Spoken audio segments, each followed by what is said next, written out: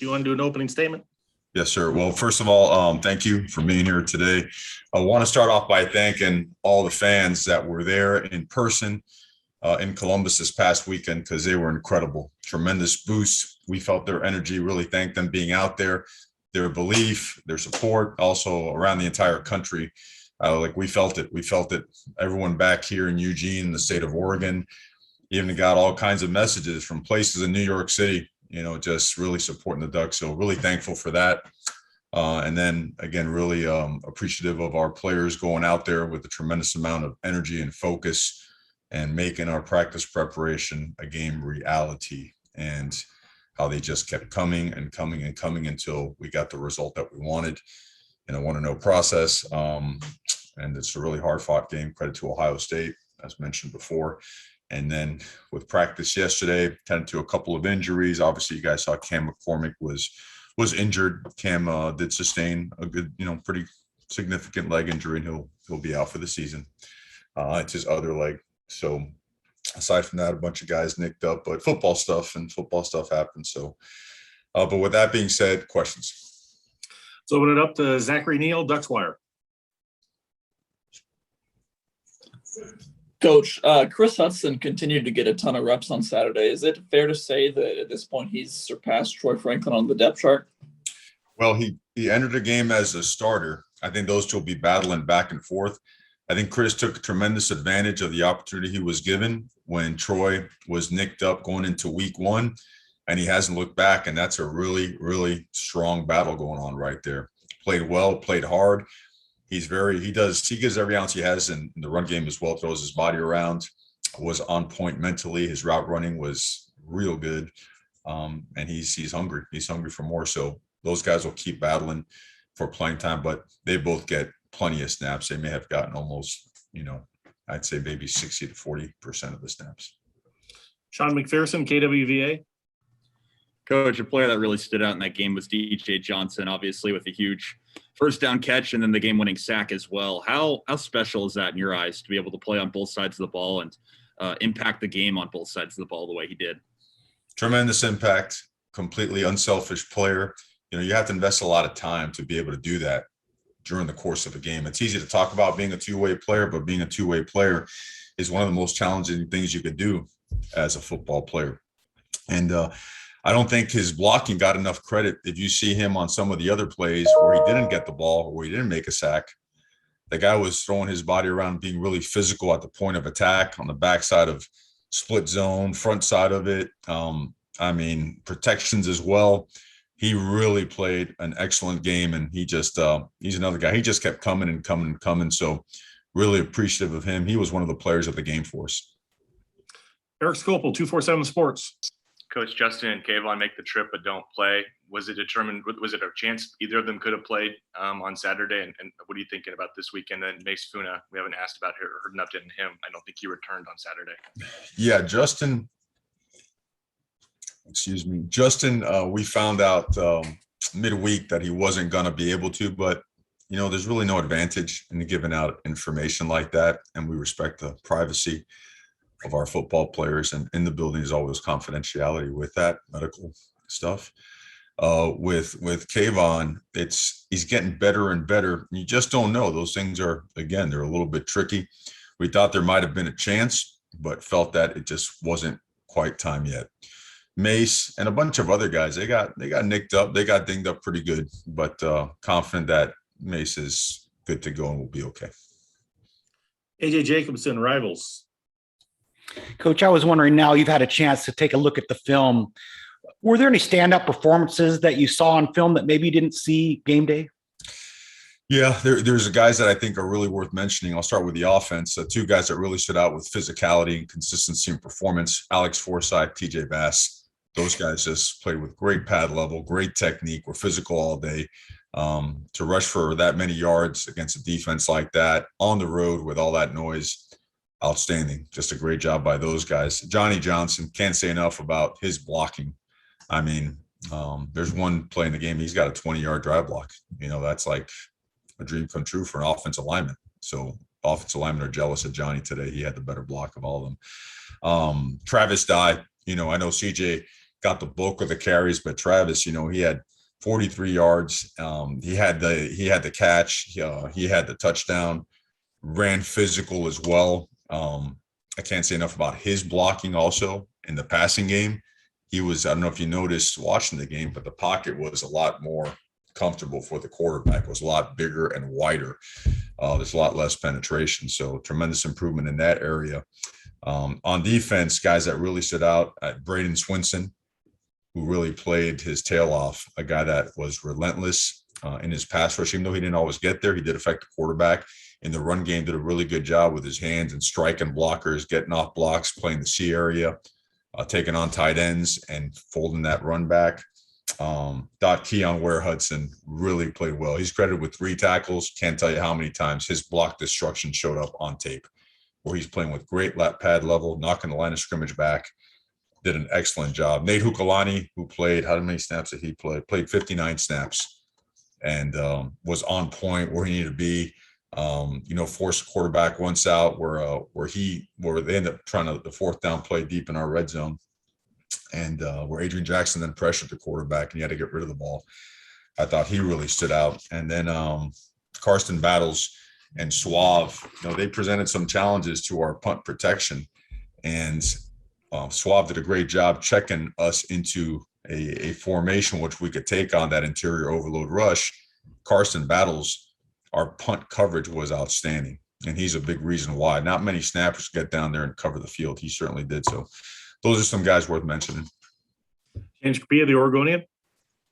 Mario, Joe used a lot of unbalanced formation with a lot of success. AB had the 18-yard run out of it before CJ's touchdown. You had the run by Travis that ended up being for 30 yards because of the face mask, and it came through on the final play also, the conversion to DJ. How can you speak to just the challenge that poses to a defense, because Joe's also done other things with covered receivers previously, and also the important, you mentioned Chris on that play, for him to stay exactly 3 yards and execute at that level in that moment. How critical was that for a young receiver to make that block? Yeah, well, unbalanced formations, the formations you use are predicated or dictated by what people play to them. We felt that we saw something formationally. They're a post safety operation, that there were some things there that if you block it effectively, like anything else, it works. If you don't block it effectively, but it wasn't like it was a massive formational advantage. You still have to gain leverage by your hat position, your hand placement. But the use of it certainly was effective for us, both in run and pass. And the fact that we were able to keep pretty decent balance with both of those, with the quarterback run game as well, some of the tight end dump passes, and then some of the work to the field as well to our wide receivers was really helpful. I think your second question was what, James? That on the out of that formation on the conversion to DJ at the end, that in previous attempts, the 2 outside receivers, including the covered receiver, block further downfield, but you're running. But Chris stays exactly 3 yards on the pass in order not to be called ineligible downfield. Sure. Just how critical was it for him to execute in that spot? Yeah, well, that was the whole bit. Physicality is important and urgency is important, and playing with resiliency is important, but at the same time, you have to have game execution. And we knew that was going to be a big part of it. The focus was there and the execution followed. So obviously very, very critical. Matt Preem, 247 Sports. Yeah, Mario, can you maybe put into context just how effective that RPO game was? I don't know if you track anything of that nature, but it just seemed like that was pretty significant for your offense, being able to move the ball and the ways it went in attacking. And then follow up on Flowe. Is he available later on in the season? Do you feel like he'll play, or is it a season-ending injury? Well, I wish I could say on Flowe what it's going to be. It's a pretty significant injury, so we don't know. Always hopeful, but it seems to be a little bit longer term than anything else. From an RPO, I think from an RPO standpoint, maybe even more important than that was first down efficiency. If you break it down truly by the law of averages, I believe we were almost at 5 yards a clip on first down.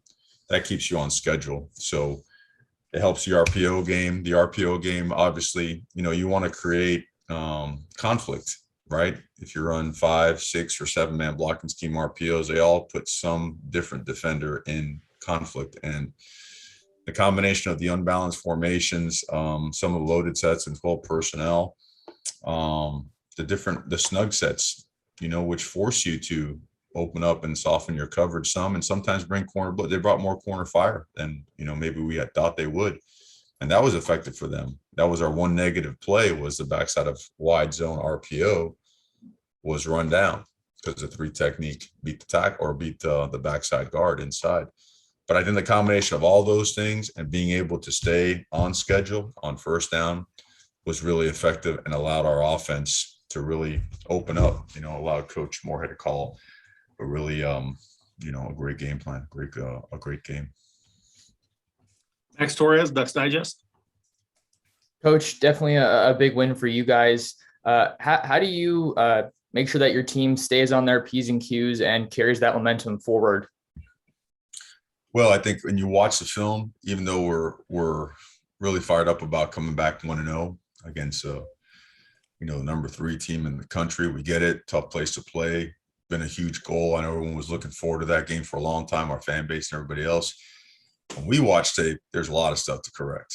It's all over the place. And the bottom line, what's not good enough in defeat certainly cannot be good enough in victory as well. There's a ton. And, to us, it's like, all right, our approach to our week, our approach to our rests, our nutritional habits, our training habits, the way we practice, the way we approach this week will really determine if our trajectory points to us being a great football team or just being a good football team. Because it's real early in the season and there's a lot of stuff that needs to be corrected and a lot of things that we got to get better at. And the way we do things in our process, there's more than enough validation there to say that, hey, this thing works and we do things a certain way, and that we got to get right back to work, because there are a lot of good teams. We do have a significant amount of guys banged up, and guys got to play. And guys have shown that going on the road in a tough place that had to step up for the first time, that you can get it done as long as you invest your entire existence into it. I think all those things point towards, we got to be more invested. We got to do things at a higher level. There's just no going back to any other way. We run a very tight, regimented process, and we believe in it, and it works for us. And there's no reason to stray from it. So we have exceptional team leadership. It has shown early, and those guys are ready to crank it up. Those guys were texting and, telling each other, right, hey, back to work, want to know. We were at practice yesterday. A lot of sore bodies out there. That's a physical football game. And those words kept coming out. So now we got to show it, right? We got a chance to be in front of our fans again. Last time we were hot and cold in our opener, right, in front of our fans. We want to play well in front of our people. We know it's important to our community. We know it's important to our fan base. And it's sure as heck is important to us to play good football and keep improving, because there's no in between. Like Coach Johnson used to tell us all the time when I was a player, you're going to get better or you're going to get worse. There is no staying the same. So the choice is, there is no choice. We've got to go get better. Zach Neal, Ducks Wire. Coach, someone you didn't mention earlier was Bennett Williams, who had another really good performance for you guys. What has his growth as a player really meant for your team, your defense, your secondary this year? Yeah, I didn't mention Bennett because I thought you guys got the players of the game already. He was one of them. So Bennett Williams, DJ James, Verone McKinley, Brandon Dorlis, and Noah Sewell were all players of the game on defense. So if they weren't mentioned, that's my fault for assuming. Those guys played outstanding football games. On offense, it was CJ Verdell, Anthony Brown, and Ryan Walk. Those guys were players of the game. On special teams, it was Cam Lewis, Brian Addison, and Johnny Johnson. So actually, the other guys I mentioned were guys that were just shy of the players of the game because we had to cut it off at a certain point, but guys that deserve special mention because they played at a high level. Bennett has been playing great football. Physicality, you see him tackle in space now. What he has done, the way he's improved, his ability to close on ball carriers, his man-to-man coverage skills and technique, his speed, his overall physicality. The guy's taken a massive step. And he's been a tremendous force on our defense. Really proud of him. I think he's another guy that's just scratching the surface.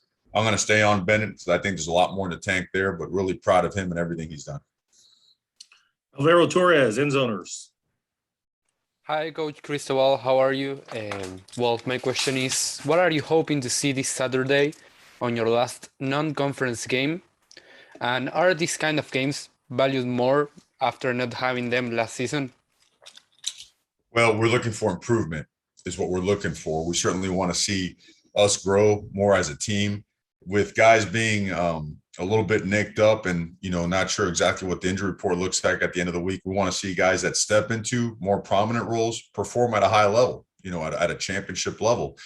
And it's important to us, but I think that's the most important thing, to see consistent improvement by our football team in all areas. Certainly we'd like to do nothing but keep taking steps forward. I guess is the best way to say it.